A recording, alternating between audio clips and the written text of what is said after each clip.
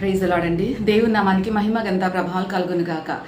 ఈ రోజున దెబోరాను గురించి మనం తెలుసుకున్నట్లయితే ఆమె చక్కటి ప్రవక్తిని, మంచి ధైర్యం గల స్త్రీ, న్యాయాధిపతి. న్యాయాధిపతుల గ్రంథంలో 4వ అధ్యాయం 5వ అధ్యాయం మనం చదువుకున్నట్లయితే అక్కడ దెబోరాను గురించి ఇంకా కూడా లోతుగా తెలుసుకోవచ్చండి. స్తోత్రం. దేవుని నామానికి మహిమ ఘనత ప్రభావాలు కలుగును గాక. ఆ దినాలలో మరి యాబీను రాజు ద్వారా జనులు చాలా అష్ట కష్టాలు పడుతూ ఉన్నారండి ఇశ్రాయేలీలు. మరి యాబీనుకు ఒక సైనాధిపతి ఒకడు సిసేరా అనేసి, వారు చాలా దుష్టులుగా ఉంటూ మరి ఎన్ని రకాలుగా విసిగించాలో అన్ని రకాలుగా కూడా ఇశ్రాయేలీల్ని విసిగిస్తూ ఆ రకంగా కష్టపెడుతున్నప్పుడు దెబోరా ప్రవక్తతో దేవుడు మాట్లాడేవాడండి. మరి ఆమె న్యాయం తీర్చిందంటే కూడా చాలా ఎక్సలెంట్ గా ఉండేది. అందరూ కూడా ఆమె దగ్గరికి వచ్చి న్యాయ విచారణ చేసి వెళ్ళేవాళ్ళు అనమాట. సో ఎంతో ఉంది, ఇంకా చాలా 2 అధ్యాయాలు చదవండి, చాలా మంచిగా అనిపిస్తుంది, మనకు కూడా ధైర్యం వస్తుంది అనమాట. దేవుని వైపు చూచే వారికి నిబ్బరము కలిగిన హృదయము, ధైర్యము గల హృదయము దేవుడు అనుగ్రహిస్తాడు. సో ఇశ్రాయేలీలు ఆ రకంగా శ్రమలు పడుతున్నప్పుడు మరి దెబోరా బారాకుని పిలిచి ఇశ్రాయేలీల దగ్గరికి వెళ్ళుమని చెప్తుంది అనమాట.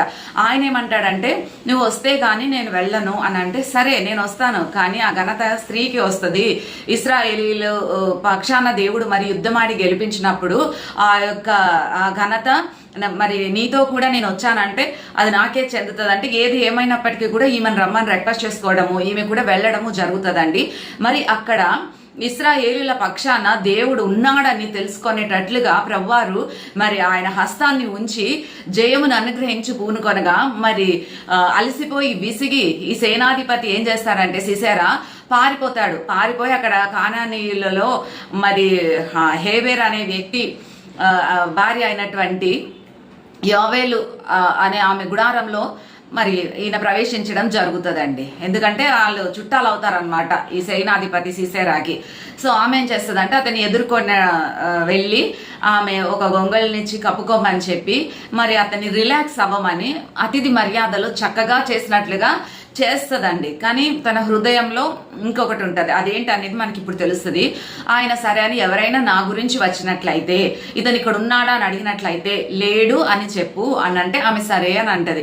దాహం అడుగుతాడు, సరే అనేసి దాహాన్ని తీర్చి అతనికి మళ్ళీ కప్పే ప్రయత్నం చేస్తుంది.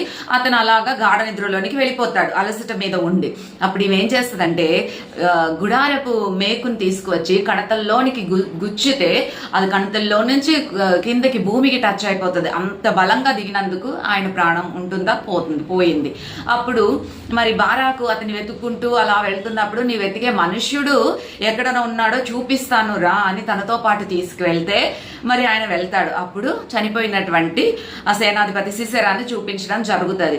అది చూసి కూడా ఇశ్రాయేలీల మీద దేవుని హస్తం ఉంది, మరి ఆ రాజుని ఓడించేంత వరకు కూడా హస్తం ఉండడము అక్కడ ఆ రాజు వారు చూసారా. దెబోరా ప్రవచించిన ఆ యొక్క ప్రవచనాలు మరి దేవుడు పలికాడనమాట. కనుక దెబోరాని చూసి ఆ 2 గ్రంథాలు మరలా ఒక 2-3 సార్లు చదివి ధ్యానం చేసుకున్నట్లయితే చక్కటి లెసన్ మనం నేర్చుకోవచ్చు. ఎలా ధైర్యంగా ఉండాలి, ఎట్టి విశ్వాసం కలిగి ఉండాలి, ఎలా ఉంటే దేవుని చేత మనం ఎన్నుకొనబడతాము, ఎలా ఉంటే దేవుని చేతిలో మనం వాడబడతాము బలమైన ఆయుధములుగా అనేది గ్రహించుకొనగలుగుతామండి. ఆమె ఎన్నుకొనబడింది ఇశ్రాయేలీల నిమిత్తమై ఒక ప్రొఫెటస్ గా, ఒక న్యాయాధిపతిగా దేవుని చేతిలో ఎన్నుకొనబడిన పాత్ర చక్కగా వాడబడింది. చక్కగా ప్రవచించేది ధైర్యంగా, చక్కగా ఇశ్రాయేలీల యొక్క జయమునకు అండగా ఉండి ఒక కారకురాలుగా నిలిచింది.